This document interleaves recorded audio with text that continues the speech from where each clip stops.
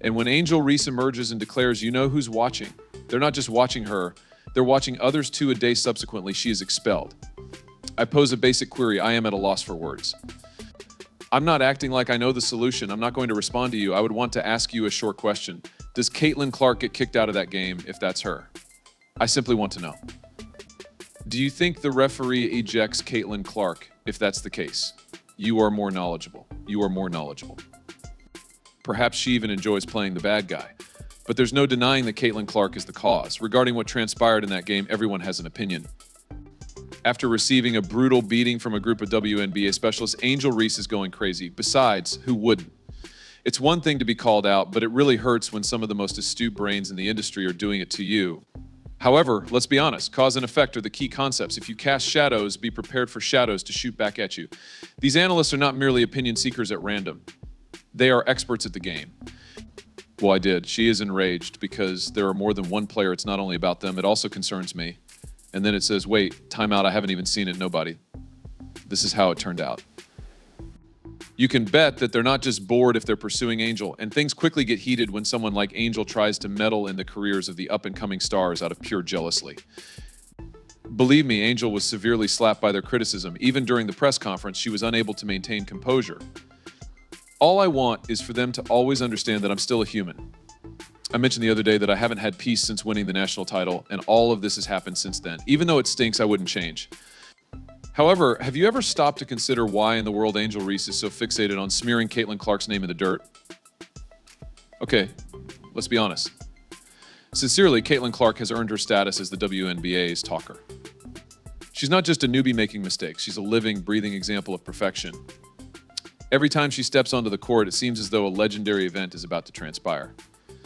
Clark is out here playing chess when everyone else is still learning checkers, whether she's slinging passes no one else even sees or draining threes from the parking lot. However, it goes beyond just the figures. I promise you those are crazy. It's the way she dominates the match. You can sense the vibe change as soon as she sets foot on the floor. She seems to have this presence, and the entire relationship seems to shift. Pure natural talent in action, no hesitancy, no second guessing, and let's face it, people pay attention when someone like that appears. Analysts and fans alike are praising her, and it seems like she is the basketball player of the future. She seems to be crafting the playbook instead of merely winning every game she plays. Stephen A. Smith and others are exposing Angel to the truth that she was choosing to ignore because of this.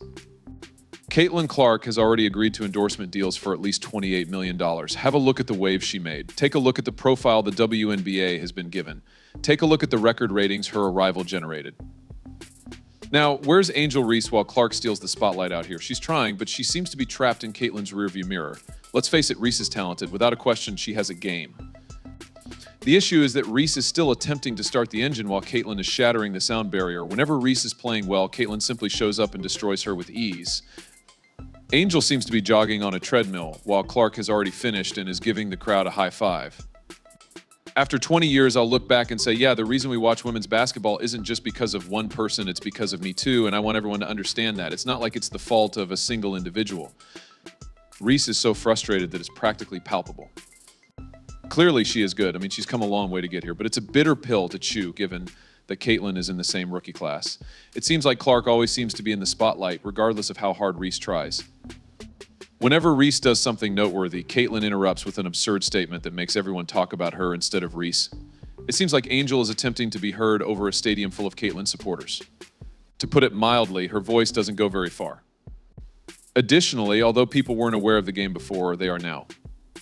Well, Caitlin Clark, not Angel Reese, is to blame for that. This has involved Angel Reese, who is an excellent player. However, there's nothing particularly intriguing about her game that would appeal to non-WNBA viewers. All right, so this brings us to Angel Reese, who, let's face it, has found herself in a somewhat peculiar situation this season. There was a lot of excitement when she initially took the court.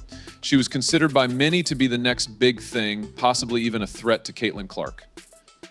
But let's be honest, come on, it's like attempting to race a Ferrari on a tricycle when you compete against Caitlin. Clark just floors it and leaves Angel coughing on dust every time she comes anywhere near. The worst aspect, too, it's not even close at all. In both her ascent to fame and on the court, Caitlin moves quite quickly. And Angel? She's essentially forced to play catch up, and it's not a beautiful sight. Naturally, though, Angel is making an effort to appear composed. She's attempting to pretend like everything is all right while maintaining a professional demeanor for the cameras and offering occasional compliments. On July 28, 2024, following a game between both teams, she even made the effort to compliment Caitlyn's performance in a post-game interview. The typical, yes, she played well kind of thing. Let's not fool ourselves, though. It's not genius-level stuff to see past that fake smile. The Angel was fuming. It must hurt to be perpetually in Clark's shadow, and the annoyance is radiating in many directions. She treated Alexis disrespectfully, and South Carolina, my SEC girls, are still my girls too. I wanted to pick her pocket since they wouldn't disrespect them either, but I had a brief time at the conclusion of the game where I was just in my bag. Yes, I was in my element. This is when things really start to get interesting. Rather than honing her skills and concentrating on how to defeat Clark, Angel appears to have turned her attention elsewhere way away. She seems to have given up on outplaying Clark on the court and is now more focused in creating drama to be relevant, as evidenced by her embrace of the whole bad guy persona. Really, Angel? I mean, really? Is that the move? She seems to have made the decision to tamper with the scorekeeper if she is unable to win the game. She has made it personal with Caitlin Clark, and she doesn't even share the celebration with her teammates. She then took advantage of that. Who else is standing up and cheering than Angel Reese when even Caitlin Clark is knocked down during that Saturday game? Midway through August 2024, Angel releases a bombshell in an interview with The Athletic, implying that Caitlin Clark's explosive rise in fame has little to do with her incredible basketball abilities. Nope. According to Angel, Clark's race is more of a factor. Angel essentially stated that Clark's popularity is a result of her race, not her record-breaking exploits and dominant performances. Yes, that remark certainly caught everyone's attention. Admirers, pundits, you name it. However, the majority of individuals were left perplexed. Really, what am I saying? Caitlyn's numbers, which include her assist, points per game, and weekly ability to rewrite WNBA history, speak for themselves. It's difficult to say that she's outperforming everyone because of her color. Well, this is where Angel is, after all. She's angry, searching for solutions, and instead of concentrating on how to raise her level of performance, she's out there fabricating this whole story about herself as the underdog who gets overlooked. Let's face it, though, does that story really hold up? Angel may be attempting to portray herself as the underappreciated one, but the truth is that Clark is gaining admirers due to her exceptional talent.